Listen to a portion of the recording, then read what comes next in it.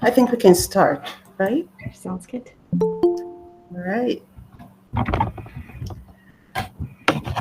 Hi, everyone. Should we give, oh, yes. Hi, Ryan. Hi, everyone. It's great to have you here. Good morning and Hi, happy Francia. International Women's Day to all of you. And so, we welcome you to Big Odyssey International's soft skills webinar for everyone, not just educators. And today we are diving into essential skills that help us connect and create impact, not just in the classroom, but in every aspect of our lives. And one of those skills is resilience. Kate will be talking about resilience this morning, but a little bit of housekeeping before I introduce Kate. If you have questions or contributions, you can make use of the chat box, and Kate will check it from time to time to answer your questions. The washrooms and the emergency exits are, you know where they are, right? And it's my pleasure to introduce our speaker, Kate Farthing. She has a background in career development and a passion for psychology of communication. She has spent the past 3 years helping professionals navigate career transitions, previously working with Upskill Canada, and she's an expert in how to engage, influence, and build meaningful connections.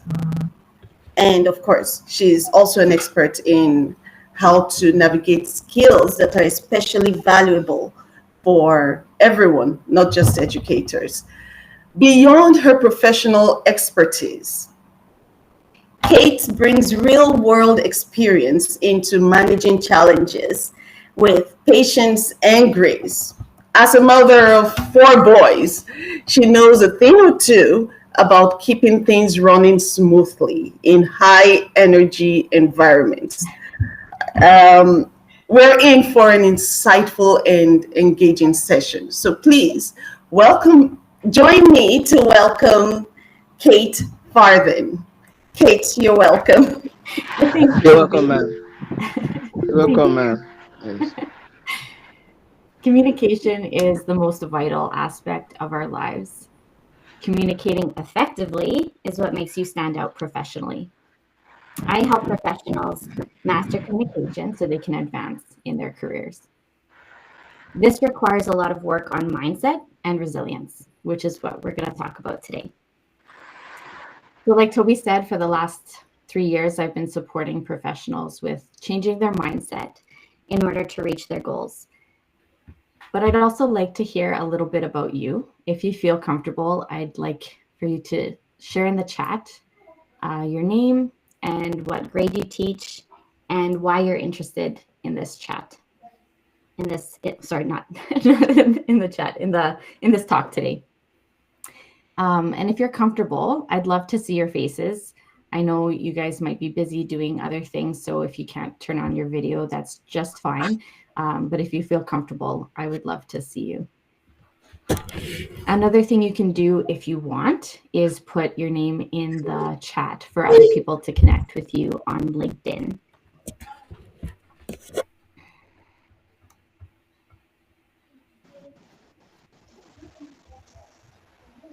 All right.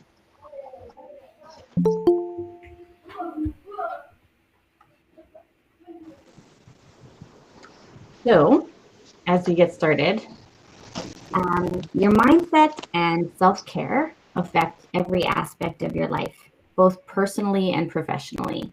So we have to look at it holistically.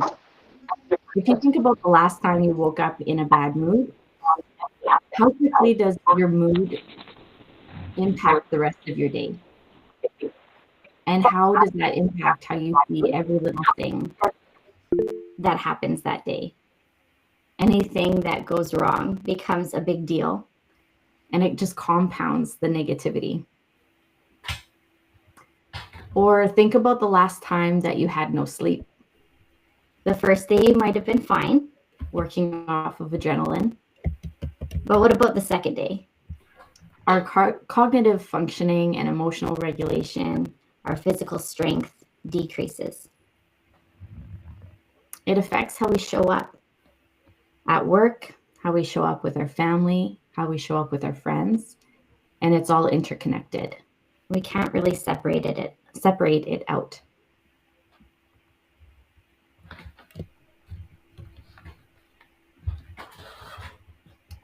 So in order to grow our resilience, we need to know where we're starting from, and that requires self-awareness. And I'm willing to bet most of you as teachers are already quite self-aware, but we're often not as aware of ourselves as we think we are, simply because we don't always have time for it. That self-reflection takes time. It takes time to be more aware of our thoughts, but also our feelings. And often throughout the day, especially at work or with our families, we have to set aside our feelings in the moment so that we can deal with whatever is at hand. It takes time to think about how we're coming across to other people, what we say, how we're carrying ourselves, and how you present yourself. And again, I'm sure as teachers, you guys are quite aware of that. But I'd like you to think about it in a deeper sense. If you can think about it, challenge yourself to think about how you are thinking and feeling about challenges more personally and how you view challenges that you're facing. Hello, Tega. In a hallway, and I was quite in my mind, deep in my own thoughts. And a friend walked towards me. They smiled and said hi, and I smiled back. Later that day, I was at my locker packing up my stuff.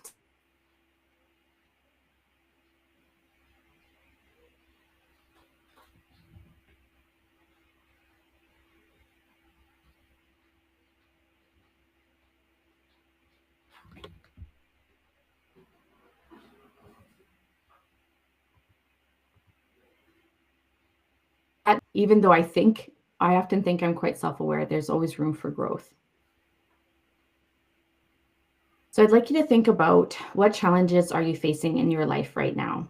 And it could be personal, it could be professional. Like I said, it's really hard to separate this out because it all affects each other. So if you feel comfortable to just share in the chat, you don't have to name everything. If you want to just pick one or two challenges that you're facing in your life right now, it could be in school trying to engage a resistant student, or it could be at home with family disagreements. It could be a lack of funding for a program that you're passionate about.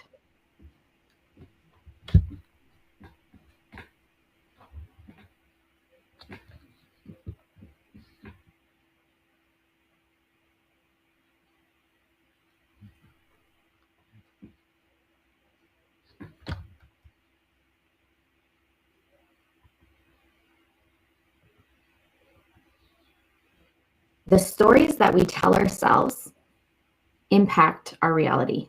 They define our reality.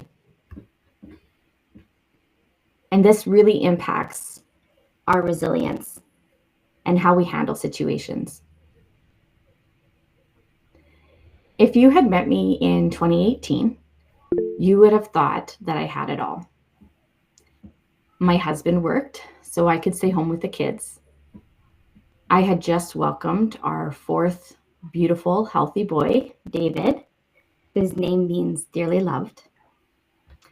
We lived in a lovely house that we had just purchased 2 years earlier.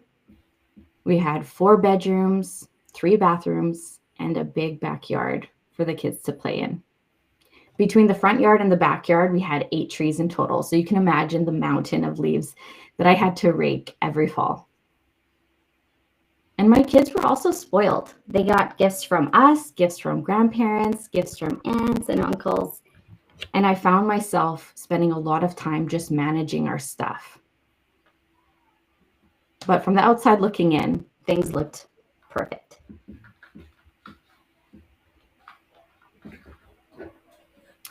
The truth is, though, things were far from perfect. as I'm sure you could have guessed, this is where I was going. I won't get into why right now, but deep down, I knew that things were not okay. I told myself the same story over and over again. It's not so bad. Or this weekend, things will be better. Or he said that things will change, but they never did. For years, I convinced myself that if I just tried harder, if I just held everything together, then somehow things would get better. But things shifted for me when people in my life created a safe space for me to be really honest, to stop making excuses, and to let the reality that I was in be heard. And once I did that, I could no longer pretend.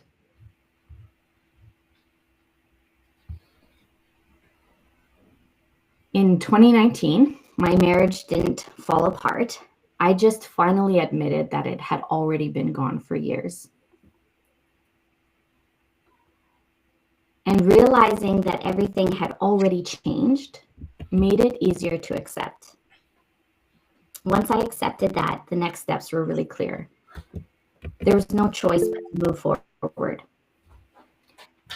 We had to put our house up for sale with no career of my own to fall back on and 4 young boys to take care of. This was my new terrifying reality. And it's in times like this where we often freeze with fear. Now, I'm using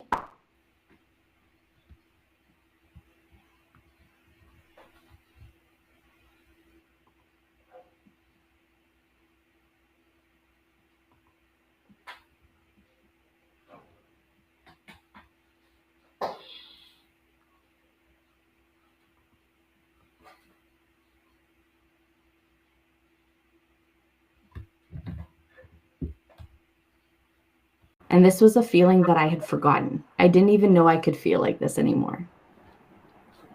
I finally had time to take care of me. And we'll get back to that part in a second. So at this stage, now I needed a job. And because I hadn't been working for a while, I was a stay-at-home mom. I didn't have a career to fall back on. So I started cleaning houses. And it was really hard. It was hard work. It was physically exhausting, but it was a start. And I could have stayed there cleaning houses as my profession if it weren't for the people in my life who challenged the story that I was telling myself. The story that without a degree, my options were limited. And the story that I was stuck. Our mindset really impacts what opportunities we're looking for, what opportunities we're even open to, but also what opportunities come our way and what we're willing to accept or say yes to. So as I changed my mindset, I also found that new opportunities arose. Through my network, I was able to get a contract job, office job, which was a lot less physically demanding and super helpful because I could also work from home. I started working at Palette Skills or Upskill Canada, and it started out as just a 3-month contract. But as I got started, they really liked me and I was able to move up. I got promotion after promotion. And I realized something powerful. I'm more capable than I give myself credit for. And it's really important not to let what I think other people think of me define me.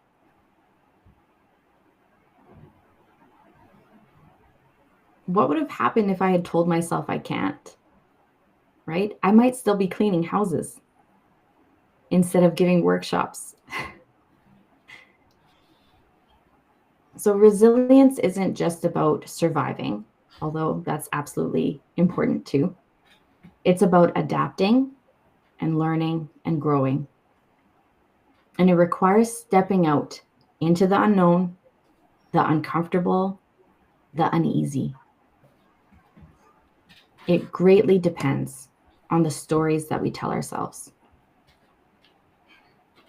It's choosing to believe that there's a future beyond the discomfort. It's accepting the end of a chapter so we can start the next. It's knowing that what you accept right now will shape what you become. So don't accept the status quo. Don't settle. And I'm not talking about your marriage here. I'm talking about anything that makes you want to stay in your comfort zone, but keeps you from becoming who you're meant to be, who you could become if you choose it. You didn't get to where you are now by being stagnant. You got here because you believed in growth, and you've overcome a lot of challenges before. So as we're thinking about change, I'd like you to write in the chat, what are some of the negative connotations that come to mind when we think about change?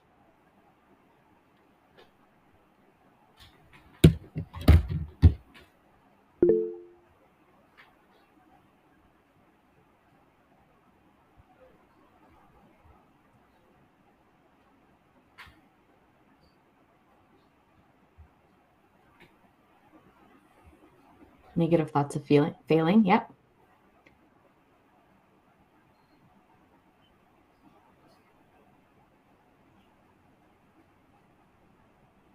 Often people think I can't.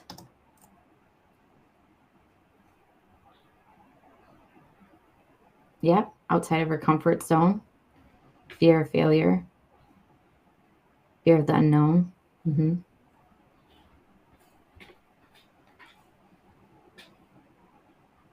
I think sometimes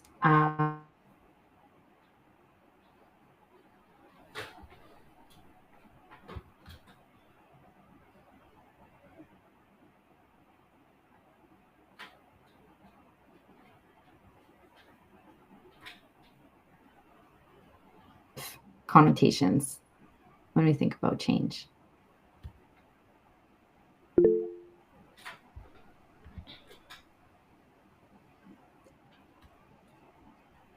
I can do it, yeah. I went to a presentation once and the speaker asked if we thought that people want change or like change. And I thought it was a very interesting question because all we want change, or we want things to change. Yeah, opportunities. We'll be happier. And when we think about change, like for example, in technology with AI or computers, the things that are meant to make things easier, faster, better, more efficient, it can be such a good thing, but at the same time, it can also be difficult. Trying something new can be exciting. Yes, absolutely. Make things easier and better. Conquering challenges. Yeah, absolutely. Okay, that's awesome.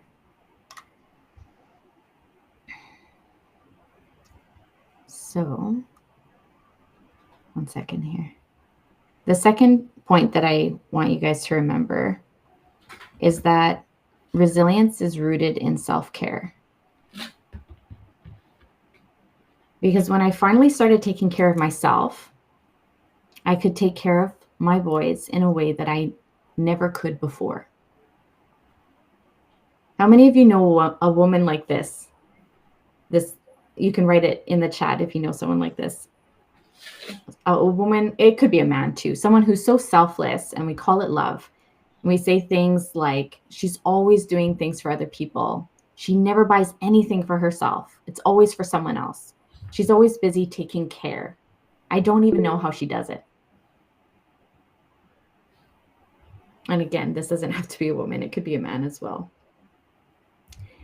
But if we're really honest, we know that this comes at a price.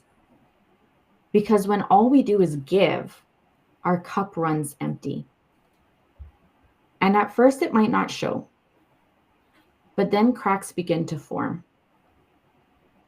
A bit of resentment, a snarky comment, a scoff, some impatience. Does that sound familiar? I would argue that this isn't love. Because love doesn't mean losing yourself.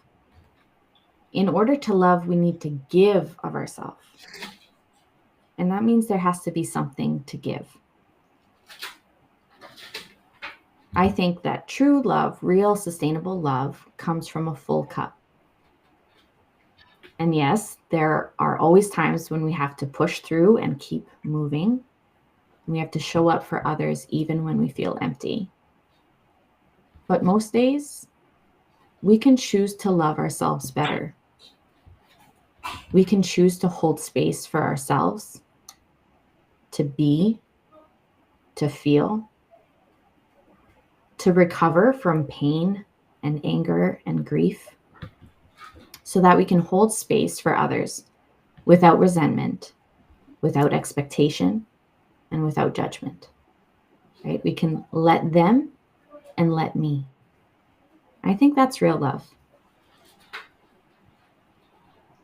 So in the midst of enormous change, I started making time for my needs, not as an afterthought and not as an indulgence, but as a priority every single day. I loved myself so I could love my boys. So that as change upon change upon change hit me, I could ride the waves without drowning. Because resilience is rooted in self-care. Without it, we stop growing. So let me ask you, what are you doing for self-care? And how can you increase it by 3 or 5 or 10? If you actually look at how many hours are in a day and what are you spending your time on, we don't have a lot of time for ourselves, right? A lot of our time is work and sleep, family responsibilities, and taking care of the house. And we have a little bit of time for ourselves.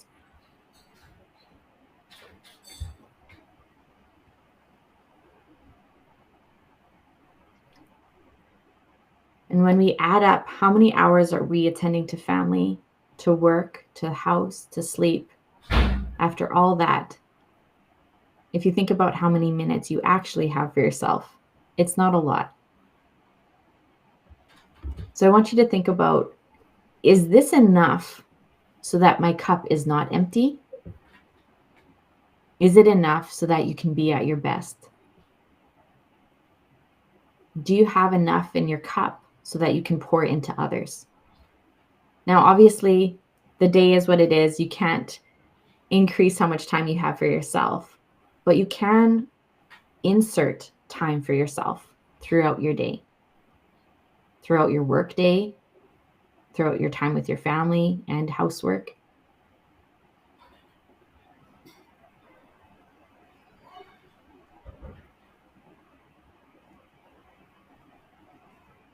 So if you think of a situation that you're currently facing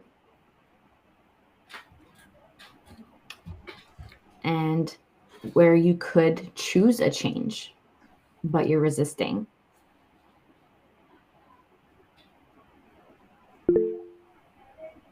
You know, there are times when we need to push pause and just rest and recover. But there's also times where we have to push ourselves outside of our comfort zone. And change and growth doesn't always mean doing more.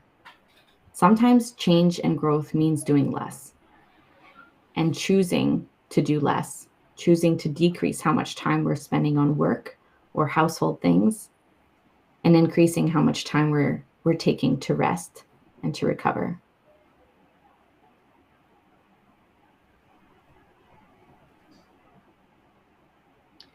So to recap, the stories that we tell ourselves define our reality. And how we're talking about our reality, our thoughts, our emotions, what we're saying to other people, but most importantly, what we're thinking in our head. This story that defines things, it takes repetition. And sometimes we're not aware that we're already repeating something in our head. So we have to take time to be aware of it, to notice what we're saying. And if it's negative or if it's not right, to stop it and then to change it.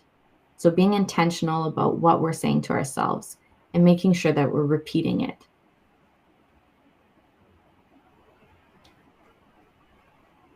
And that the root of resilience is self-care, which means accepting where we are, accepting things that we can't change, accepting what people are doing that we can't change, and forgiving others and forgiving ourselves.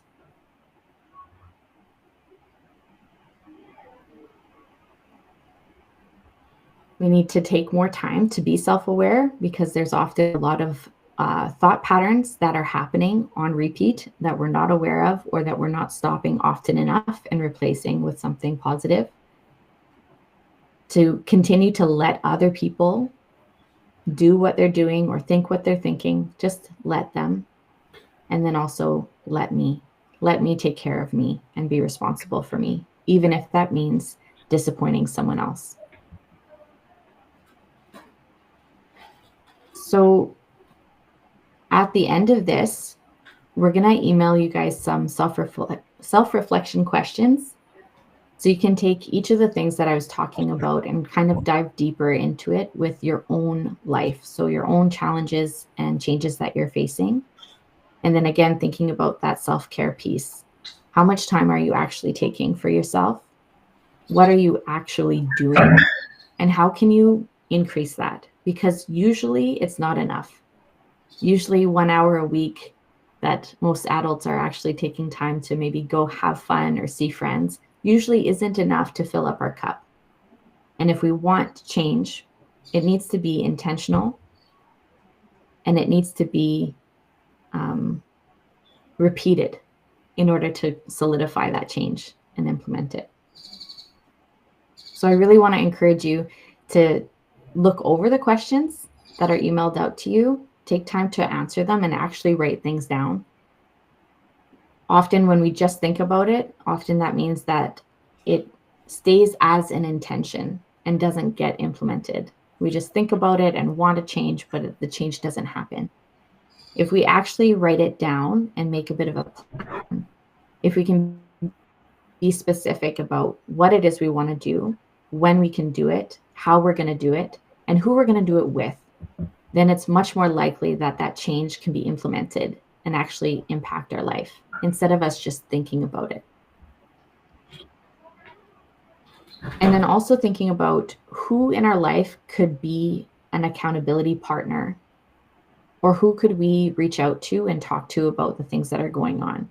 Like I said, even professionally, everybody is dealing with similar things. It might be a different situation, but we're all dealing with things like imposter syndrome and anxiety. So you don't need to do it alone. And you can think about people in your network who are able to help you as a mentor, as a friend, or as a coach. People who might be subject matter experts or who have gone through similar things so that you're not doing it alone. And again, writing it down so that you actually take necessary steps. So you're talking to them and engaging with them, and then making a plan so that you can stay in touch and talk about these things again. You can also connect with me on LinkedIn if you want, and you feel free to send me questions or thoughts or feedback. I'd love to hear your thoughts. You're also welcome to send questions or ideas or concerns to Big Odyssey.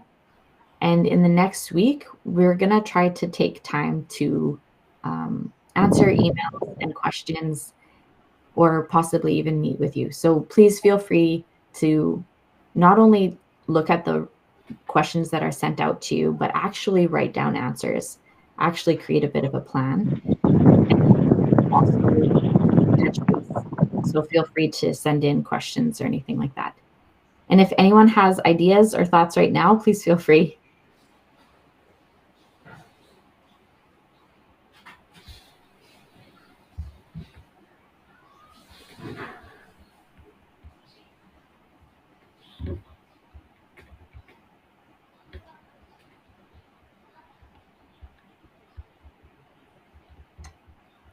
If there's no questions or thoughts that you guys want to share, I'd love to hear about something that you've overcome in your life. And it could be even just going to university and getting a degree, because that's intense as well. It doesn't have to be something personal.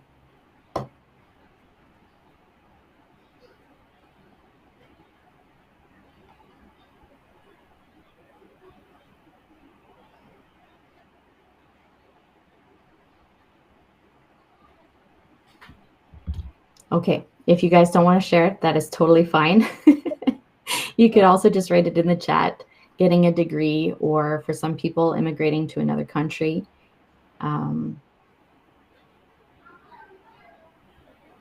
Changing schools, getting a promotion. I bet there's multiple things that each of you have already accomplished and overcome, and that required a lot of resilience. I'm bringing this up because sometimes when we're looking at challenges and changes in our lives that seem daunting, it can help to remember that you've already dealt with a lot of things before and you've had resilience. You've already been using this muscle, this resilience muscle, and growing it and stretching it.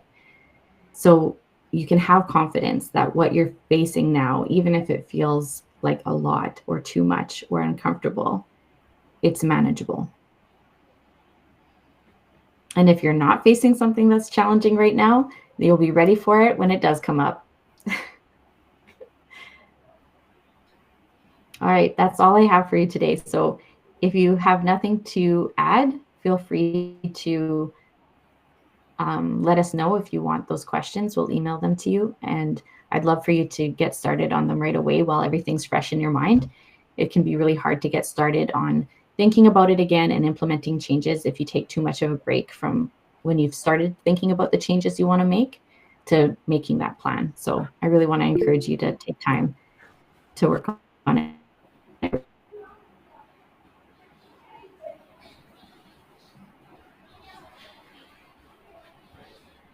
you want to unmute yourself? Okay, yes. As difficult as they felt or as you thought they were going to be? They weren't that difficult, but because I didn't understand the scope of the change, it seemed difficult initially. But when I started adjusting, and when I started having a proper look at it, I realized that it just needed